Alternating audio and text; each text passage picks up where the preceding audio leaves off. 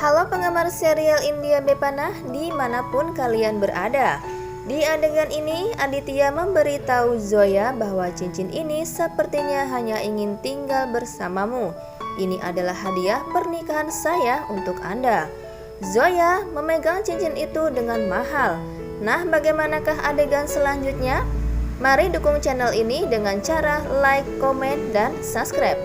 Aditya memegang tangannya lagi dan membuatnya duduk di tempat yang selayaknya untuk nikah. Arsyad terlihat. Arjun semuanya emosional. Aditya mulai pergi tetapi Dupata macet di jaketnya. Baik Zoya dan Aditya menangis saat dia melangkah mundur untuk membebaskan Dupata. Mata semua orang terpaku pada mereka. Ayah Arsyad bertanya pada Wasim apakah dia akan mengatakan sesuatu atau tidak. Wasim mengejek Aditya karena tidak tahu malu. Aditya hanya sedikit tersenyum untuk Zoya dan berjalan. Rosnak duduk di sebelah Zoya.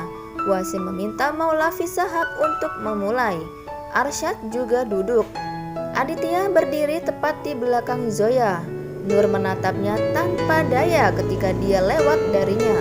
Nur pergi untuk berdiri di sebelah saudara perempuannya. Maulavi Shahab bertanya kepada Arsyad apakah dia menerima pernikahan itu.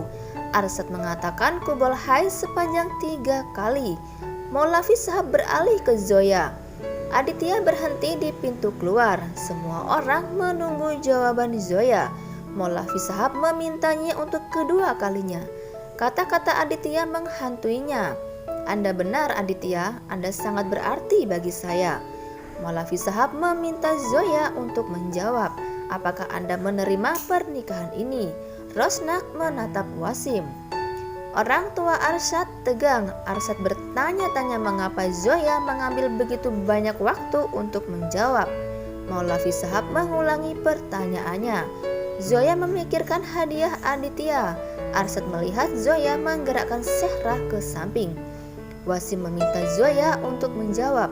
Arsyad meneriakkan nama Aditya saat itu. Aditya berhenti di jalurnya. Arsyad berjalan ke Aditya sementara Nur berdiri di sebelah saudara perempuannya.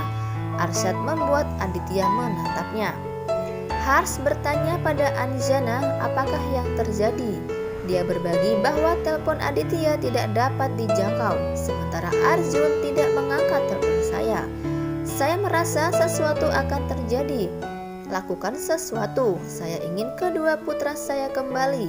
Hars mengatakan padanya untuk menghentikannya, biarkan aku mencoba.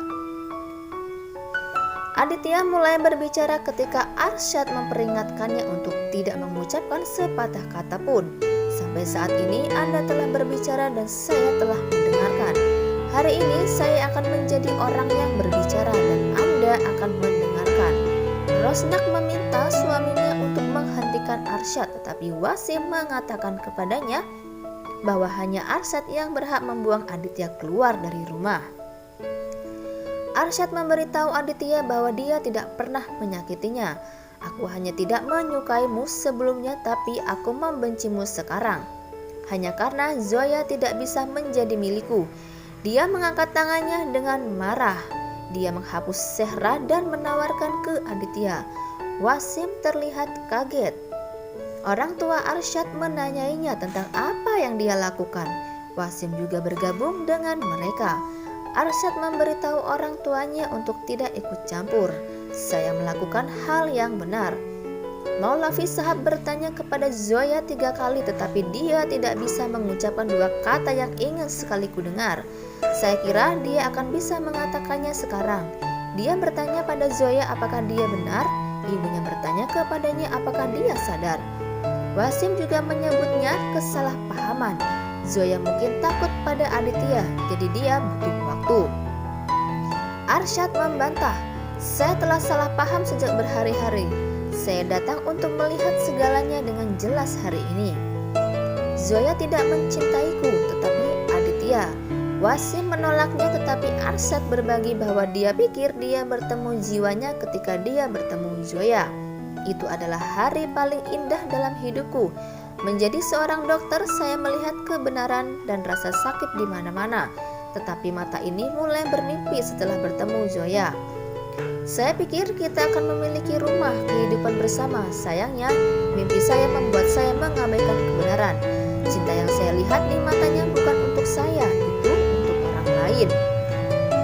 Wasim mengatakan kepadanya untuk tidak mengingatkan hal-hal seperti itu. Zoya tidak memiliki perasaan untuk Aditya. Percayalah padaku, saya hanya akan membuktikannya kepada Anda jika Anda tidak mempercayai padaku. Wasim berjalan ke Zoya dan membawanya ke tempat Arsyad dan Aditya berdiri. Katakan kebenaran kepada semua orang tanpa ragu-ragu. Beritahu semua orang bahwa Zoya ingin menikahi Arsyad dan bukan Aditya. Biarkan semua orang tahu kebenarannya. Kami kemudian akan menyelesaikan pernikahan. Kamu tidak perlu khawatir. Zoya dan Aditya saling memandang. Wasim meminta Zoya untuk mengatakannya. Aditya mengatakan pada Wasim bahwa dia tidak akan bisa mengatakan kebenaran karena dia akan menyakitimu lagi. Itulah sebabnya dia membohongi dirinya sendiri juga. Wasim dengan marah memperingatkan untuk diam atau dia akan menamparnya. Semua orang tegang. Dia kembali meminta Zoya untuk memberitahu Aditya bahwa dia tidak mencintainya. Zoya menangis. Wasim katakan melalui gerakan, katakan bahwa dia tidak mencintai Aditya. Zoya akhirnya mengatakan bahwa dia tidak bisa mengerti kapan atau bagaimana itu terjadi. Saya mencoba banyak tetapi gagal di depan hati saya. Mata Aditya tertuju ke atas sementara Wasim tertegun. Hampir semua orang menangis ketika Zoya mengulangi bahwa dia banyak mencoba. Wasim mendorong Zoya ke pintu, Aditya memegangnya tepat waktu. Zoya menangis. Nah, bagaimanakah adegan selanjutnya?